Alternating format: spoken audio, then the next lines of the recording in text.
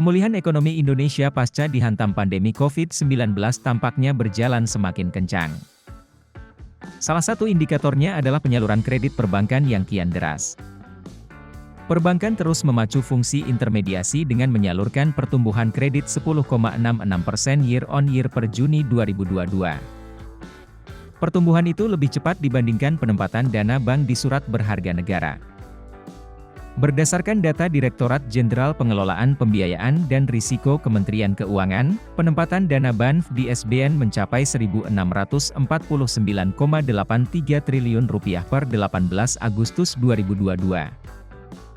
Nilai itu hanya tumbuh 8% year-on-year dibandingkan posisi yang sama tahun lalu Rp1.527,64 triliun. Perbankan masih akan mengoptimalkan likuiditas yang ada dengan memarkir dana di SBN dan surat berharga lainnya. Namun, tetap mewaspadai risiko kenaikan suku bunga dan inflasi yang mendaki. PT Bank Rakyat Indonesia berhasil menyalurkan kredit Rp1.104,79 triliun atau naik 8,75% year-on-year pada kuartal 2, 2022.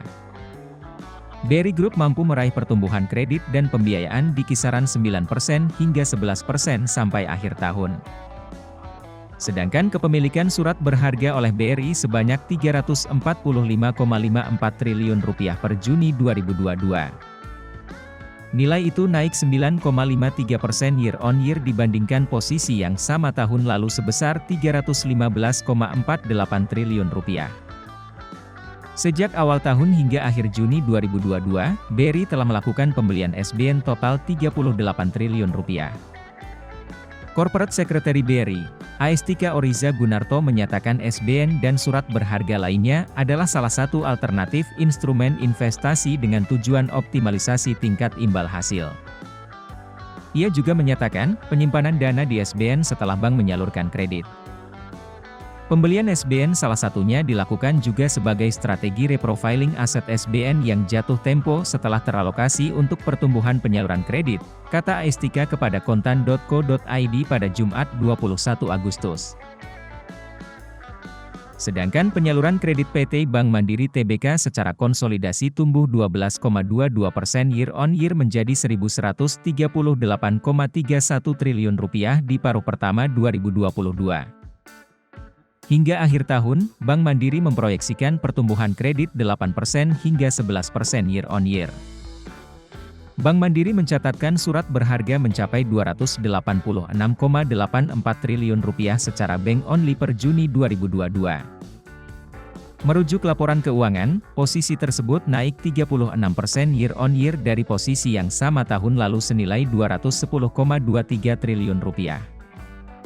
Porsi kepemilikan SBN Bank Mandiri bersifat dinamis seiring dengan pertumbuhan dana pihak ketiga dan kredit serta menyesuaikan dengan kondisi perekonomian, ujar Corporate Secretary Bank Mandiri, Rudi A.S. Aturrida. Kondisi serupa juga terjadi di PT Bank Sentral Asia. Total kredit BCA naik 13,8% year-on-year menjadi Rp675,4 triliun per semester 1, 2022. BCA optimis kredit bisa naik 8% hingga 10% di sepanjang tahun ini.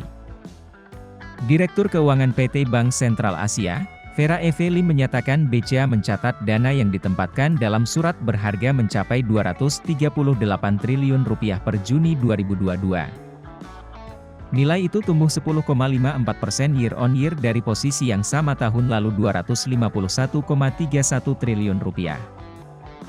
Penempatan dana pada instrumen surat berharga untuk menjaga keseimbangan antara kecukupan likuiditas dengan ekspansi kredit yang sehat, tuturnya.